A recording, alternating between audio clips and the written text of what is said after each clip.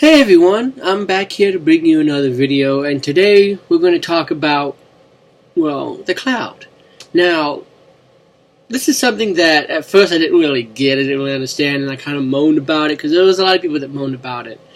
But I've been thinking about it, and I think that the cloud is actually a good thing. I mean, like, even here on my MacBook, for an example, I back up everything to iCloud. I instantly back up everything. That way I have it should this computer crash. Same thing also happens to our cell phones. Everything that we back up to, like, Google and stuff is in the cloud for us to pull in case the phone crashes or something and we need to back it up and pull it to another device. That's what most people think the cloud is for.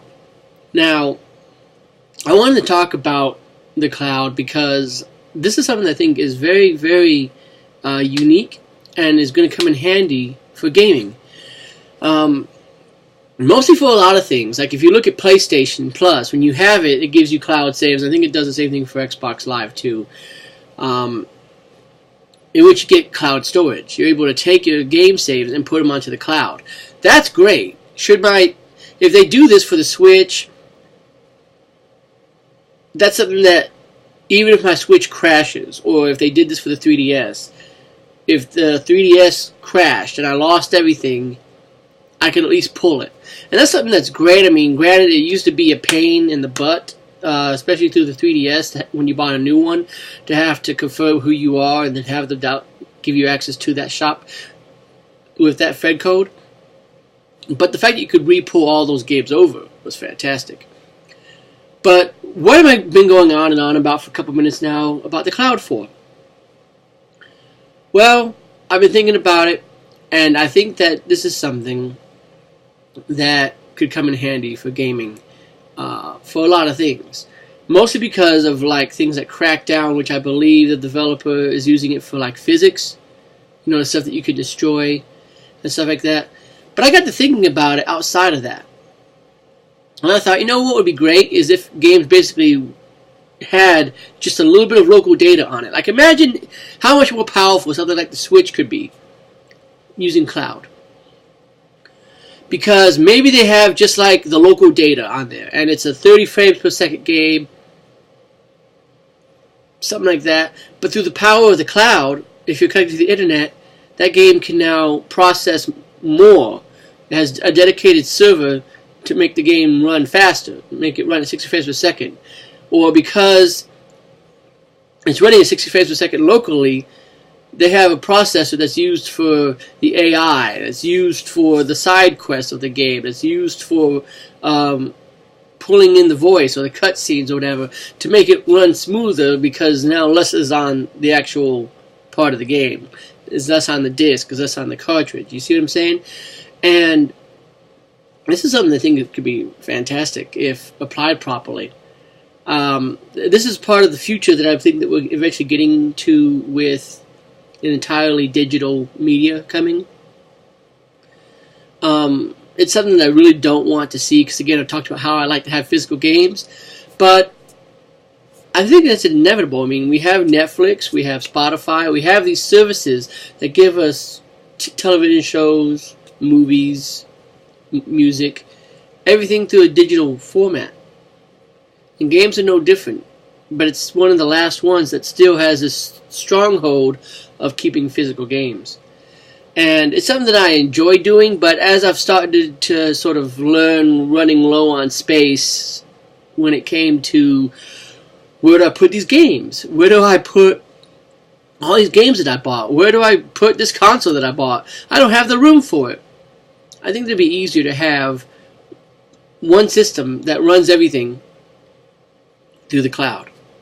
Sort of like PlayStation Now does, where you're able to make the entire, basically, back library of games playable on the PS4 digitally. But I digress. What I'm talking about, more or less, is taking something like, I don't know, Destiny 2, because that game's coming out soon. Destiny 2. And it only has so much stuff physically on the disc that it can hold.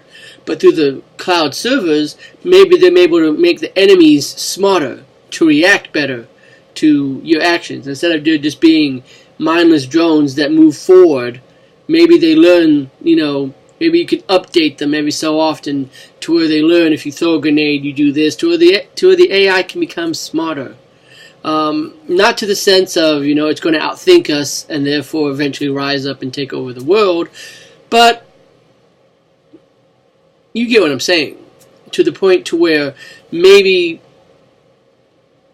what was it that they showed off for the Kinect at first, where that lady was interacting with that kid using the Kinect? I think something like that is more of what I'm thinking of as far as artificial intelligence. It could be the kind of thing that as we interact with it, whether it is a boss AI or whether it is an NPC character, it can learn through us how to make the game more personable. And, again, maybe they can put so much of the world in there to where, again, maybe, it has so much stuff base-wise in there, but through the cloud server it has different shaders, it has different things like that to make the world feel more alive, because the clouds move more vibrantly. I don't really think that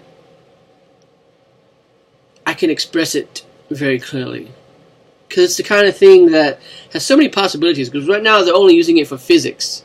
They don't have a whole lot that's running on Crackdown 3 that is using the actual in-game engine. Most of the stuff that they showed off was using it for demolition. Like if you shoot something, it just comes crashing down, and all that's done through the cloud. But I think that that's great, because that means that the developer of Crackdown can put more onto the disk then to make the game run smoother, because now they don't have to use so much of the processor to run those kinds of physics. You see what I'm saying? And if that's the case, then a lower powered machine, such as the Switch, such as the 3DS for an example, such as anything that you could name, even a low powered, low end PC, is capable of still running these games, because internally you're not going to need a lot. And all you need is a decent internet connection, which companies are slowly getting better with, to make the game run as smoothly as possible. So it doesn't matter whether you're using a MacBook, it doesn't matter whether you're using a Windows 7 computer, it doesn't matter what you're using, you're able to run it and play it and enjoy it, just like anybody else can. And that is a great thing. But of course, that's just my 2 cents. Make sure that you put your thoughts in the comments down below about what you think about cloud services. Do you think that it is something that could really revolutionize gaming and be used in clever ways to help keep the systems relevant? Because, even the Xbox One and all the current gen systems, they're not really as powerful as what consoles used to be in the past. And of course, that's because of the fact that technology is just growing so much. And that's just something that inevitably happens. It's not something I'm complaining about. But that could be a nice way to open up processors for these systems and make them to where they're able to handle a lot more to make the games run smoothly, make the games look better, play better, and be a better experience for all of us. Love to hear what you guys have to say about it. Thanks for watching. Have yourself a good one. And as always, I'll see you next time.